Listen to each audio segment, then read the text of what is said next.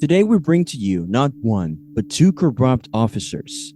Two former NYPD detectives, Louis Ippolito and Stephen Caracappa, were found guilty in 2006 of participating in 8 murders and other crimes while working for the NYPD. They have tarnished the image of the NYPD, and this raised questions as to if NYPD was truly honest in their dealings.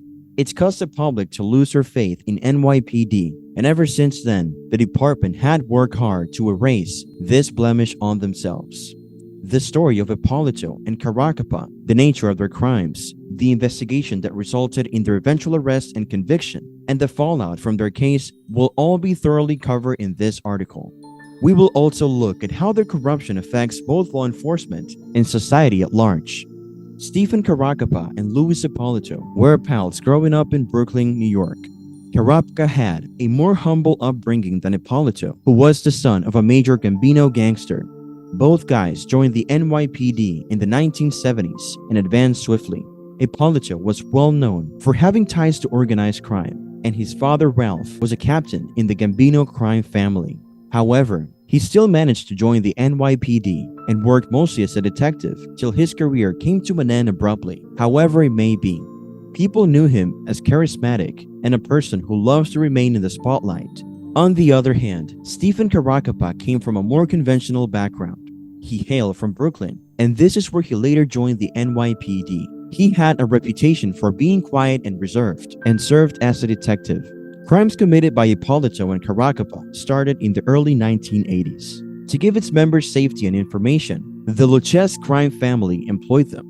Ippolito was able to utilize his position as a detective to obtain information on other crime organizations and send it on to the Luches family because of his links to the Gambino family.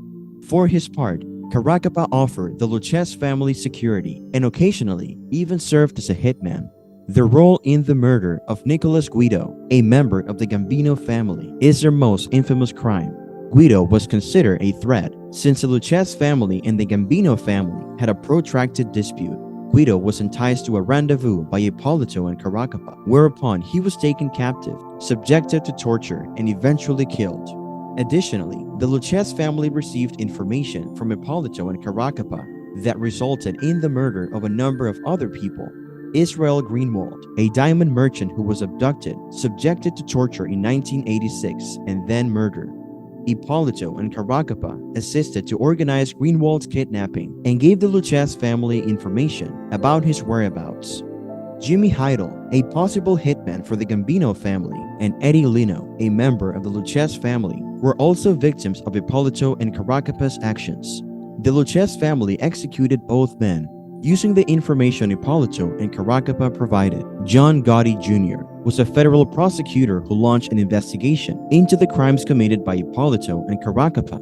Louis Ippolito and Stephen Caracappa's trial got underway in 2006 in a federal court in Brooklyn. The two men had served in the NYPD, and their alleged acts were surprising and highly upsetting, so the trial was keenly monitored. They were accused of a number of crimes: murder, racketeering, and obstruction of justice. And obstruction of justice were some of them, to name a few.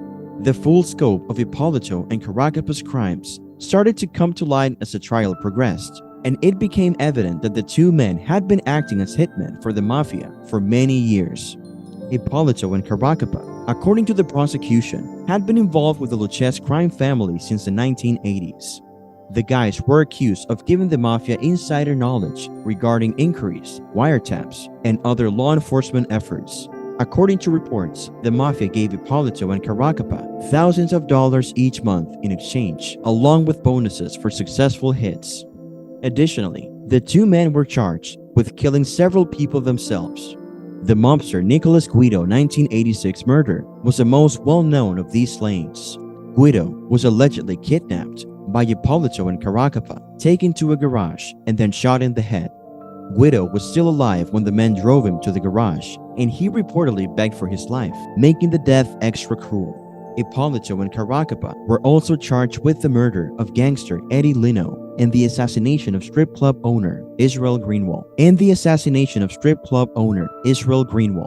The report suggested that they murdered both of them on behalf of the Luches crime family. Ippolito and Caracappa remained innocent throughout their trial. They said that the witness who testified against them is doing so only because of the fact that he's being offered a reduced sentence, an amnesty, and for this very reason he's willing to throw them under the bus. They blamed this on the work of dishonest cops who held grudges against them, reiterating that they had no connection with any gang or mafia. Eppolito and Caracappa were found guilty of all charges in 2006. Despite their objections, they both received life sentences and continued to serve them till their demise. Louis Eppolito and Stephen Caracappa's case is an example of what might happen when law enforcement professionals move to the dark side. When it came to defending the people of New York City, these individuals abused the trust placed in them and instead used their positions of authority to enhance their own criminal enterprises. The length of time they were able to operate undetected is quite troubling, and it calls into doubt the efficiency of the NYPD's internal controls and supervision procedures. This incident reminds us of the threat that these organized crimes pose to us in general and to a number of people in specific. Despite law enforcement officials' best efforts, the mafia has long been a part of American culture and still maintains a significant influence in a number of sectors. Eppolito and Caracappa's ability to serve as mafia hitmen for years is evidence of the strength and scope of organized crime, and it emphasizes the need for ongoing efforts to battle this evil. Louis Eppolito and Stephen Caracappa's story ultimately serves as a sharp reminder of the significance of preserving the credibility of law enforcement. After a protracted FBI and Brooklyn District Attorney's Office investigation, the two detectives were finally apprehended in 2005. Eppolito and Caracappa received a life sentence without the possibility of parole after being found guilty in 2006. The Louis Eppolito and Stephen Caracappa case stunned the entire law enforcement community as well as the city of New York. It served as a sharp reminder of the risks posed by police misconduct and the necessity of holding them responsible for their acts. This incident brought to light the necessity for greater oversight and openness within law enforcement organizations in order to stop similar abuses of authority from happening in the future. As law enforcement officials and criminal justice specialists continue to study and evaluate Eppolito and Caracappa's actions, their legacy endures. Numerous books, documentaries, and even full-length movies have been written about their narrative, demonstrating the enduring public interest in their situation. In conclusion, the Louis Eppolito and Stephen Caracappa case serve as a sobering reminder of the risks associated with police corruption and the significance of holding them accountable for their deeds. So what do you think is the kind of legacy they have left behind? For one, it is a sure thing that they will not be remembered in high praises, but rather a warning and the need as to why it is necessary to be transparent in their dealings. Well, this is it, folks. We're going to continue with this series in the future as we bring you more content on the corrupt cops who got caught. Always remember, be a law-abiding citizen, and as we said earlier, protect and serve.